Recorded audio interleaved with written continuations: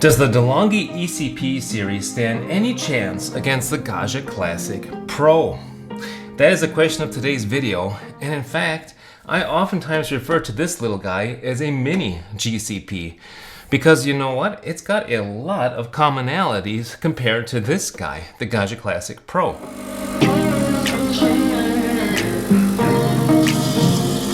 able to steam your milk nice.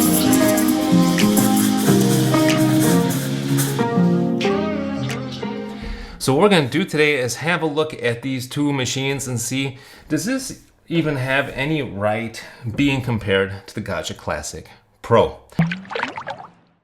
These machines are more similar than meets the eye, more similar than you might have thought at first glance, at least once this has been updated. So this guy right here costs $450 in the USA without the PID, and this guy you can get for about $150, somewhere around there.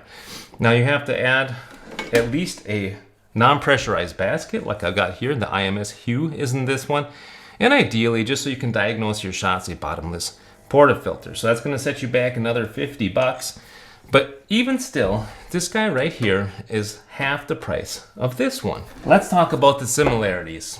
First of all, these are both boiler machines, and this guy has got actually an advantage over this one in my opinion. The ECP series uses a 150 milliliter stainless steel boiler, whereas the Gaggia Classic Pro still uses the aluminum boiler, which some people like to avoid, and it's smaller. It's, I think, around 120 milliliters. So already, in my opinion, this guy has an advantage. Another thing that they share in common is that they both have heated brew groups. There's in fact a hot symbol here. You got to be careful because, ooh, yes, that's really hot, as is this one. And that is something that sets these two guys apart, in my opinion, from thermoblock machines, because these two guys are heated. That means that the brew group is heated, your portafilter here is nice and hot, as is the basket. So your espresso is not getting shocked on the way out. Excellent. So those are two common features. They're both driven by vibratory pumps. That's another similarity. They both use the Ulka vibratory pumps. Where there is a differentiation is this guy uses an overpressure valve that you can change out the spring on. So you can put a 9-bar, you can put in a 6-bar spring. You can adjust that, and that's nice. And this guy is really easy to open up. It's just these two screws here on the top. So that's super duper nice. Whereas this guy, I have not found a replacement for the OVP, for the OPV, and it seems to be more of like a safety valve in there. So that is unfortunate that you can't adjust that. But if you get your grind right on both of these machines, you can get a nice extraction right around 8, 9, 10 bar. What else is different between these two models? Of course, one huge difference is the size of the portafilter. Delonghi always uses 51 millimeter. Gaggia in this case uses 58 millimeters, and you can see there's quite a difference there. That also means that your basket on this one, on the Delonghi, is going to be deeper than on the Gaggia Classic Pro. So kind of the theory behind it is since you've got a more narrow basket, it's going to be a little deeper, which means you might need a slightly coarser grind for this one. And that might give you more chocolatey flavors, is the theory. I'm not sure if I've noticed that myself. On the Gaggia, that does feel a little hotter, by the way. On the Gaggia Classic Pro, that's the 58 right there, that is wider, and therefore the puck is not going to be as deep. And I feel like your puck prep is even more important on this one to not get channeling, because you do have that spread out over a wider surface area. So I would not consider this, for me personally, to be an advantage with the 58 millimeter portafilter. In fact, the puck knockouts with the 51, they work out way better for me than with the 58. I often get crap stuck in here. So for me, flavor really doesn't make a difference, and this one is more ergonomic, the smaller size. And let me tell you one thing.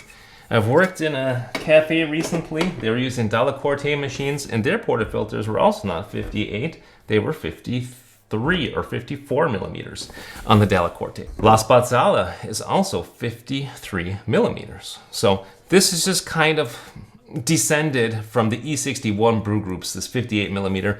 That's kind of, in my opinion, a personal choice. Well, You know, the elephant in the room, of course, is build quality. This guy is solid, and I brought a little tool with me today. I got this little rubber hammer. Let's just give it a few bangs.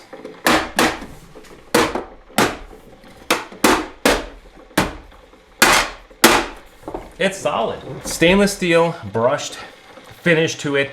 It's a solid machine. That sucker's gonna last you a long time. If you ever have to replace anything, put in a new boiler, put in a new overpressure valve, whatever, you can do it. And there's a lot of spare parts available, and there's a ton of forums, all kinds of stuff for the Gaggia Classic Pro. This machine is just beloved. This guy, on the other hand,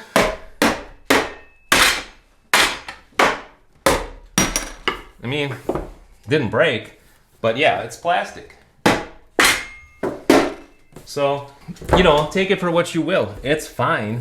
But this one, I can imagine, is going to last a little bit longer than this guy. And you're going to maybe be able to find spare parts across the world easier for the Gaggia Classic Pro than you will for the ECP. This is the 35.31 in Europe, which is why it looks a little bit different here on the switch compared to the USA model. The USA model does not switch off automatically. This one does.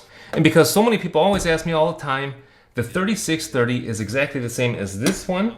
The 3630 just has, instead of plastic sides, it's got metal sides. There's also a cheaper model of this, the 33.21 in Europe, or the 3120 in the USA. And that one is even cheaper than this one. The fascia is plastic, and the drip tray is also plastic on top, riffled plastic. So this one is good. I can recommend this one as well as I can recommend the 3620. I guess that's it. Now I think it's just kind of time to compare them a little bit. Let's see, what do they sound like pump-wise? First, the ECP.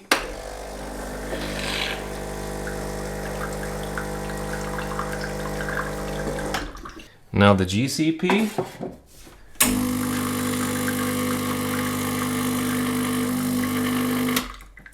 I would actually say that one sounded louder to me. Now, something that I haven't mentioned, of course, is that on this guy, I've got the PID installed, so that's going to give me a more steady temperature compared to the ECP, but we're going to compare them anyway, because this video is just all about, can you get a passable espresso, can you get a good espresso from this machine compared to this one? And it's also a good test, how much difference does a PID make? Because sometimes I feel like I kind of prefer the espresso that's on a somewhat downward curve of a normal boiler machine, temperature-wise. So let's just test them out and see.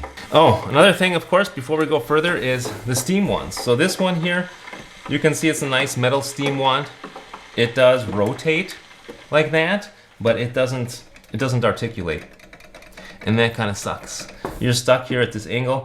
There's also not a whole lot of space here to get your milk pitcher in. So this one, for beginners, is quite difficult, in my opinion, to steam milk with. The ECP, on the other hand, if you remove the panarello, you're left with this long rubber nozzle, and that works for me just fine to get nice silky milk. And it does articulate, it rotates like that, and it articulates. Of course, you can feel it's a cheaper build, but it works. Getting value from this video? Please take a moment to like and subscribe. So yeah, let's just get started. We're going to make a shot of espresso on both of these, and then we're going to steam some milk, just so you get a feel for the machines, how they sound, and what they're like to work with, and we'll check the results. So let us get started. I've dialed in ahead of time, and I've also measured out 15.5 grams of beans. So here we go.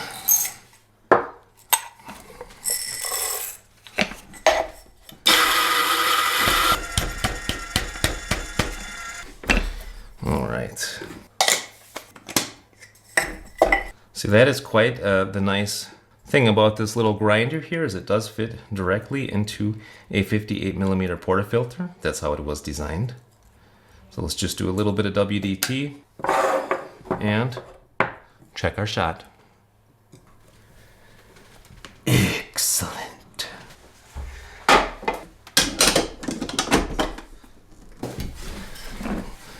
Alrighty, here we go.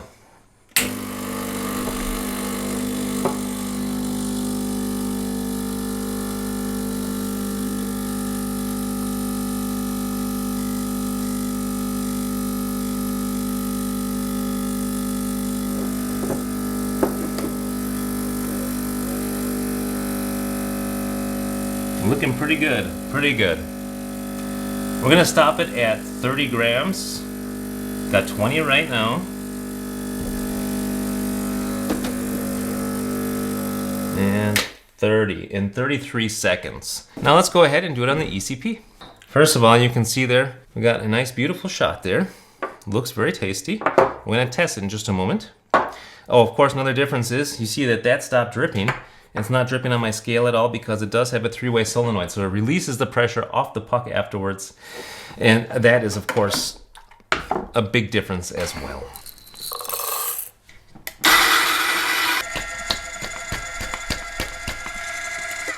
Same deal here on the ECP. And we're gonna do WDT as well. Get a nice distribution. I do feel like the WDT is one of the most important things that you can do with espresso on the cheap. You know, a good, nice mod that doesn't cost a whole lot and makes a nice difference for the distribution. Now let's give the ECP a shot.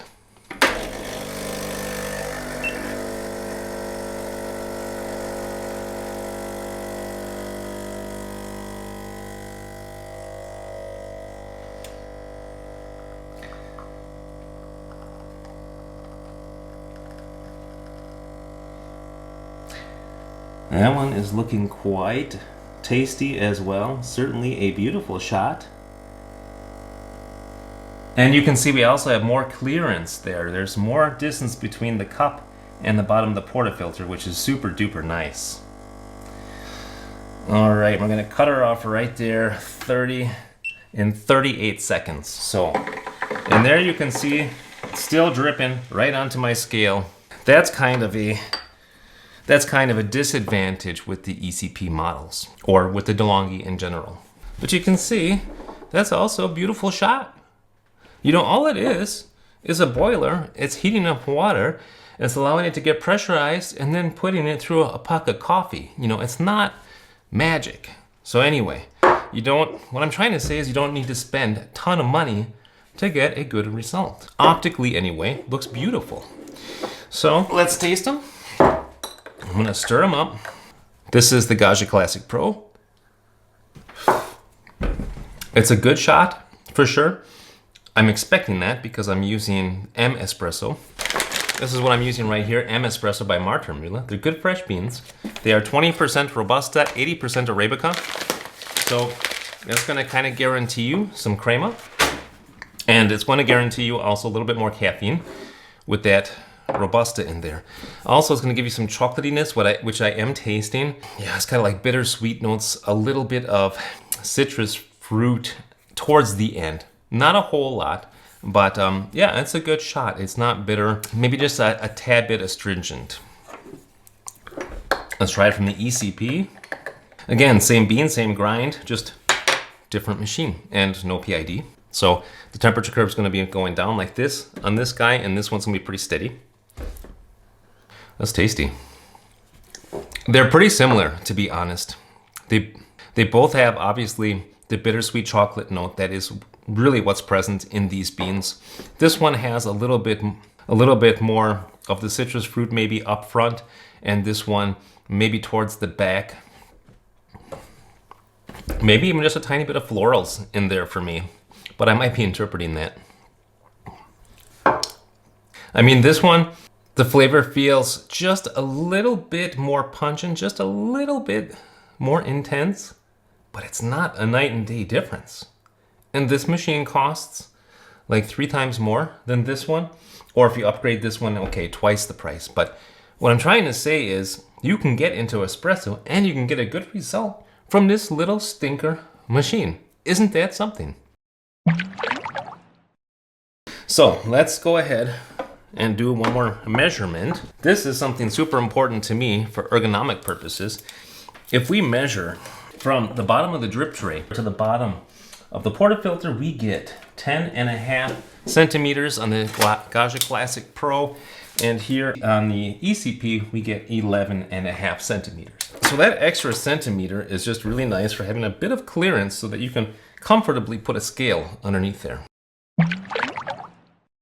Now what I would like to do is just steam milk, and I want you guys to make the decision for yourselves which machine you think is better, which one is for you, which one do you want to be touching every day and have that haptic and optical experience, which one do you think looks prettier? Let me know in the comments. We'll start with the Gaggia Classic Pro with steaming some milk. Now there is a trick to this one. You can't wait until the light lights up here. You gotta start at about 10 seconds or so, purge, and then go to town, because otherwise the boiler will run out of water. Let's pour this guy in there right away. Steam mode. All right, we're going to purge.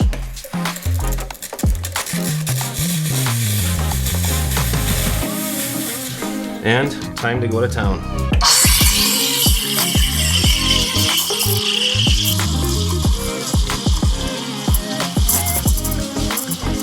So you definitely can get good silky milk out of the Gaggia Classic Pro, but I feel like it requires more practice than other machines that I've used. And that's partially due to the fact that you don't have a whole lot of space here. Oh, it's getting plenty hot. Ooh. All right. Oop. Okay. So here we've got some nice silky milk. Looks delightful. And let's see if we can pour ourselves a cappuccino.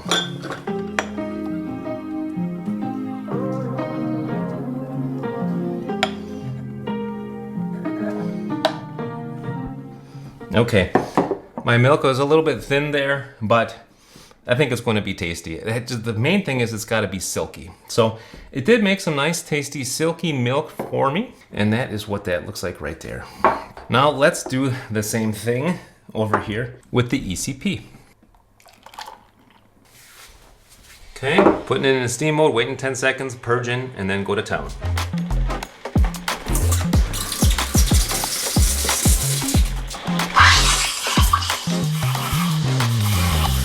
So you can see with the ECP, it's also plenty easy to get a vortex going and to be able to steam your milk nicely.